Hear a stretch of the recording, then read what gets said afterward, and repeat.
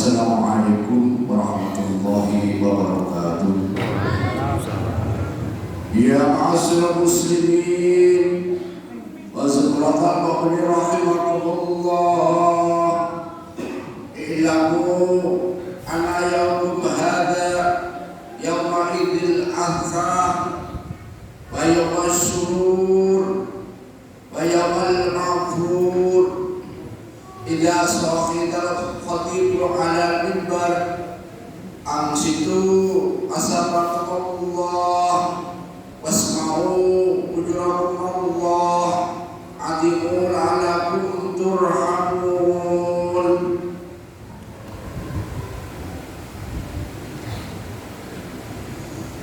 Allahumma sholli ala sayyidina Muhammad wa ala ali sayyidina Muhammad. Allahumma qawil Islam wal iman min muslimin wal muslimat wal mu'minin wal mu'minat wansurna ala ma'addin wa qulna minka bi khair wa ya khairun nasirin bi rahmatika ya arhamar rahimin. Assalamualaikum warahmatullahi wabarakatuh.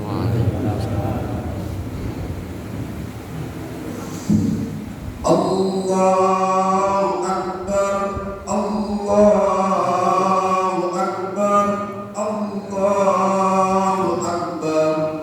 La ilaha illallah, Allahu Akbar, Allahu Akbar, walillahil hamd. Allahu Akbar, Allah.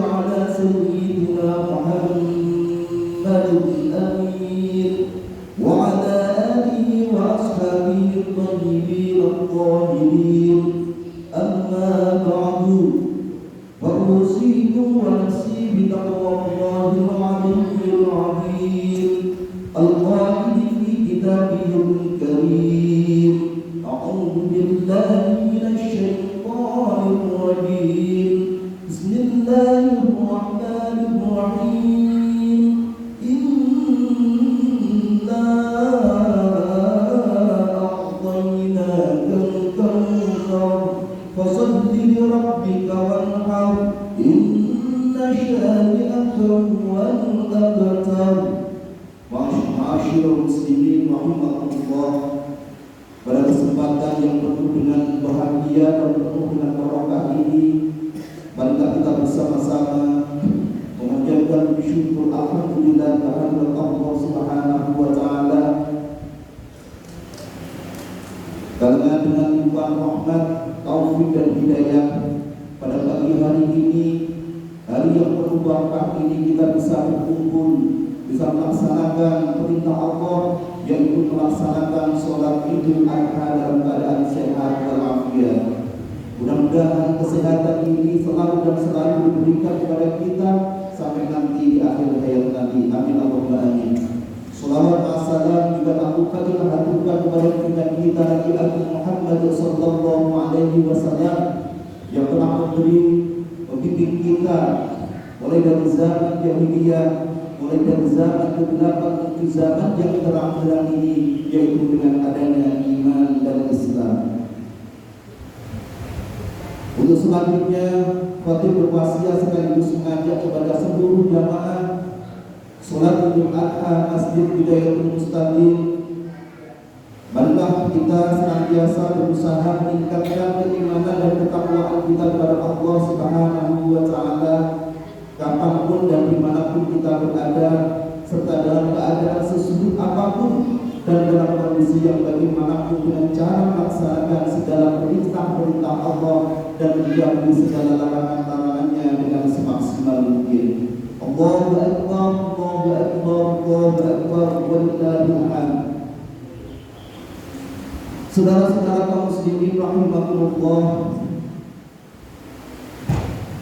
pada pagi hari ini kami akan menyampaikan tentang khutbah mengenai kesolihan Nabi Ibrahim dan keluarganya, seorang nabi yang kisah keteladanan hidupnya selalu diceritakan setiap kali kita merayakan Idul Adha.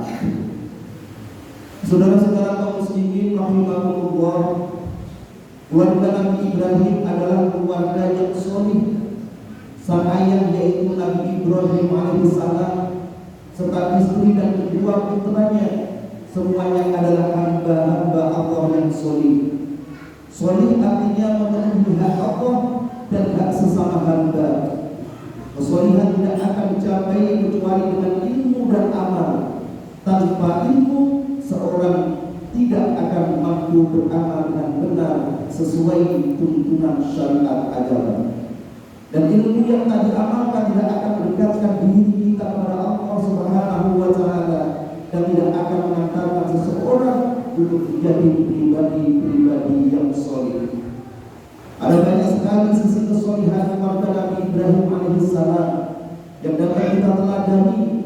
Di antaranya yang pertama,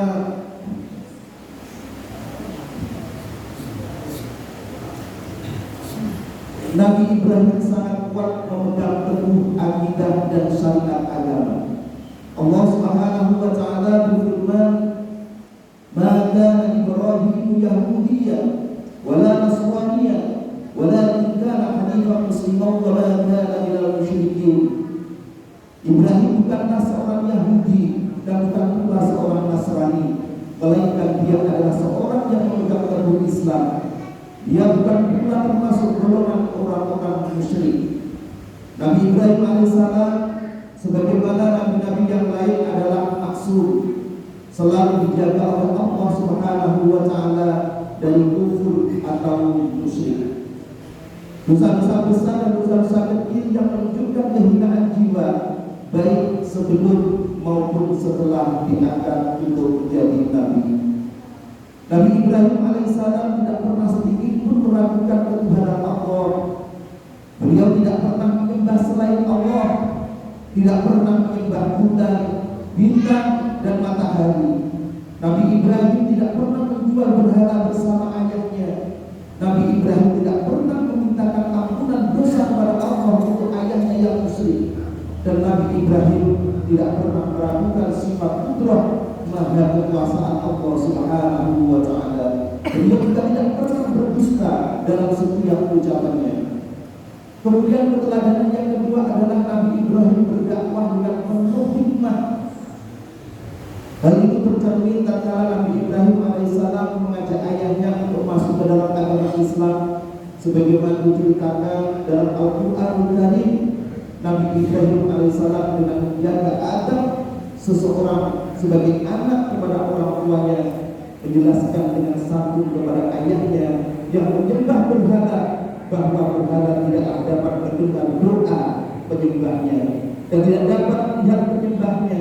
Yang demikian itu bagaimana mungkin ia dapat memberi manfaat kepada penyembahnya, memberi rezeki kepada atau menolongnya. Ibrahim mengajak ayahnya untuk menyembah kepada Allah Subhanahu wa Ta'ala, satu-satunya Tuhan yang berhak dan wajib kita sembah.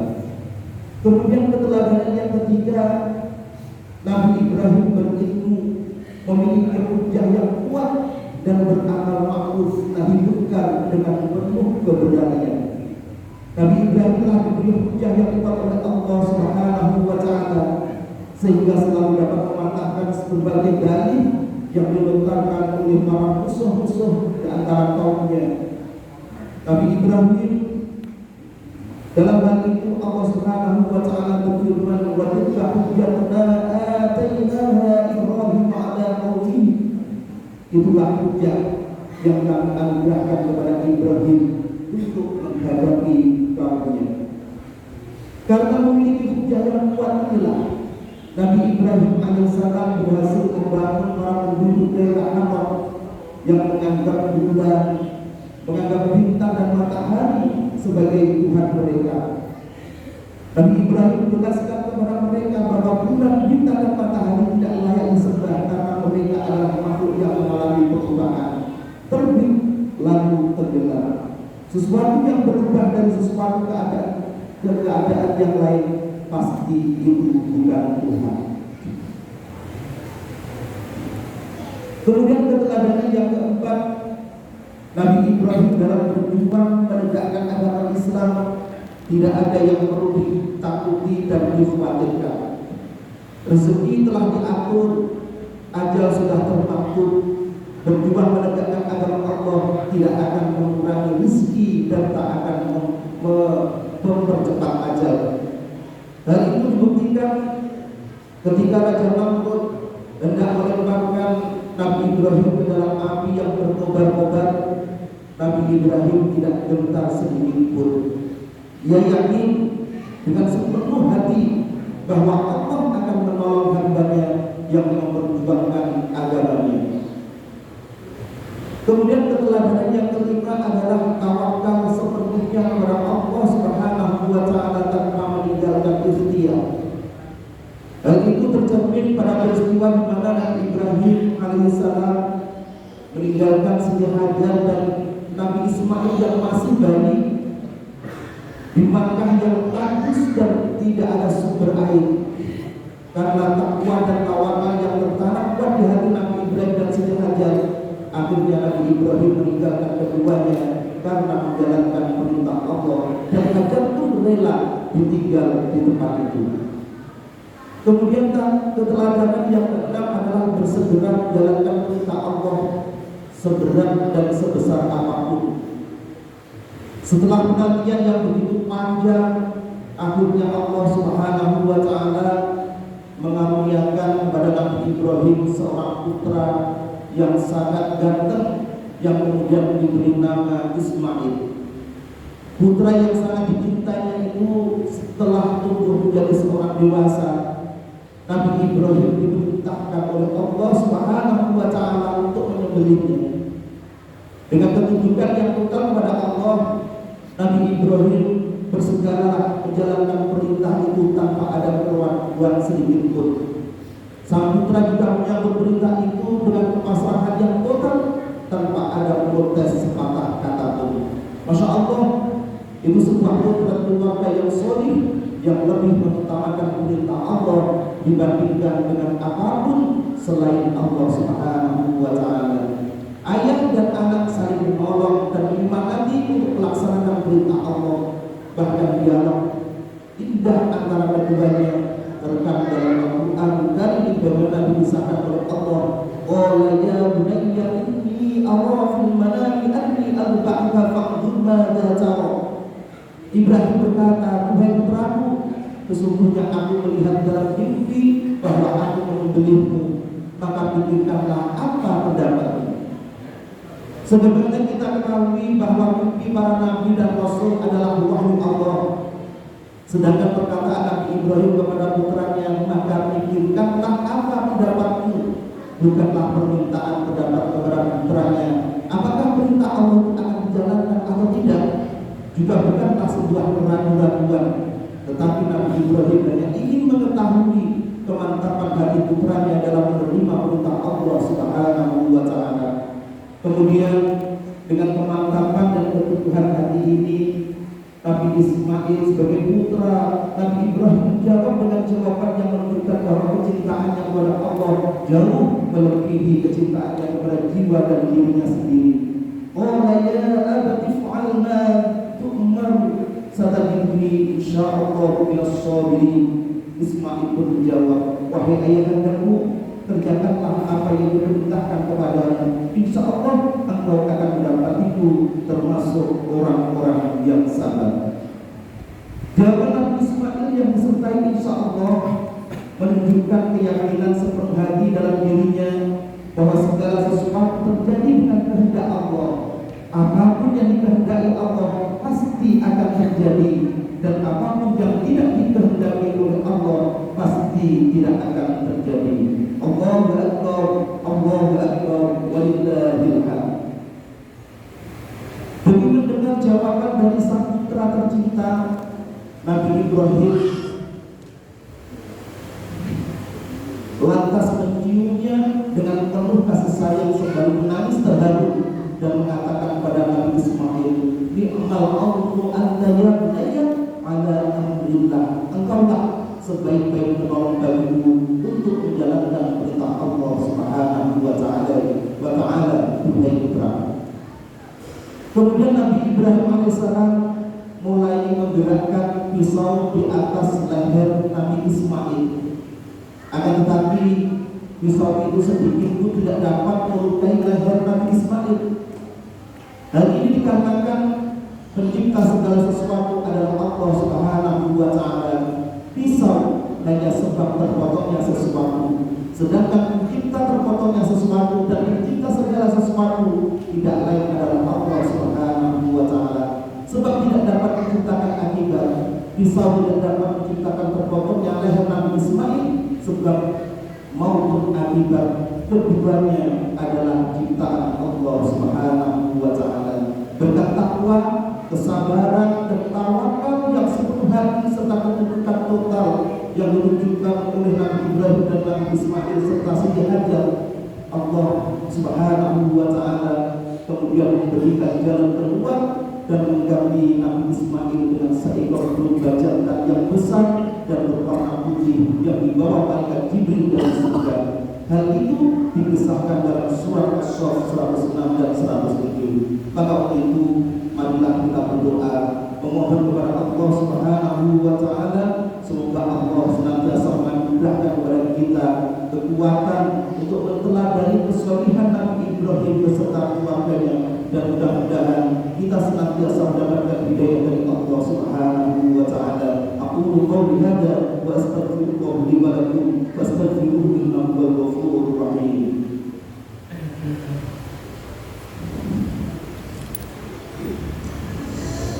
Allahumma shalli ala sayyidina Muhammad wa ala ali sayyidina Muhammad.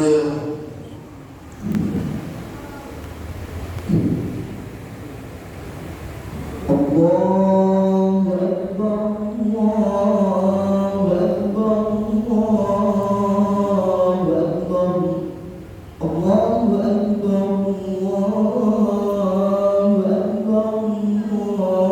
Allahu Akbar, Allahu Akbar kabiran walhamdulillahi katsiran wa subhanallahi bukratan wa asila.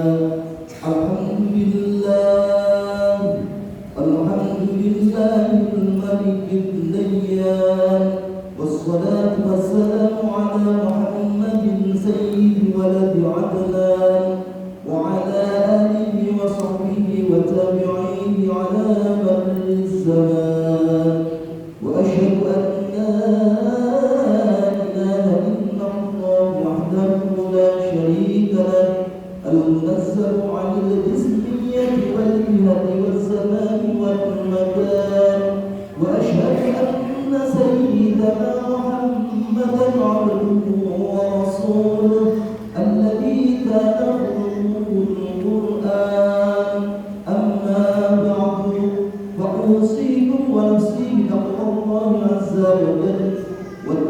الله تعالى في هذا اليوم العظيم واعلموا أن الله أمركم بأمر عظيم أمركم بالصلاة والسلام على نبيه الكريم فقال إن الله وملائكته يصلون على النبي يا أيها الذين آمنوا صلوا عليه وسلموا تسليما اللهم صل وسلم وبارك على سيدنا ونبينا محمد وعلى آله وصحبه الطيبين وارض اللهم عن الخلفاء الراشدين أبي بكر وعمر وعثمان وعلي وعن سائر الصحابة الصالحين اللهم إنا نريد للمسلمين والمسلمات والمؤمنين والمؤمنات الأحياء منهم والأموات إنك سميع قريب مجيب الدعوات اللهم اجعل عيدنا هذا سعادة وتلاحما ومسرة وتراحما وزدنا فيه طمأنينة وألفة وهناء ومحبة وعيده علينا بالخير والرحمن واليمن والبركات اللهم اجعله أهدى تشريمتنا وبدل الخير للناس دابنا اللهم أدم السعادة على وطننا وانشر البهجة في بيوتنا واغفرنا في أهلنا وأرحامنا وأكرمنا بكرمك في الدنيا والآخرة ربنا آتنا في الدنيا حسنة وفي الآخرة حسنة وقنا عذاب النار والحمد لله رب العالمين عباد الله إن الله يأمر بالعدل والإحسان وإيتاء ذي القربى وينهى عن الفحشاء والمنكر والبغي يعظكم لعلكم تذكرون واذكروا الله العظيم يذكركم ولذكر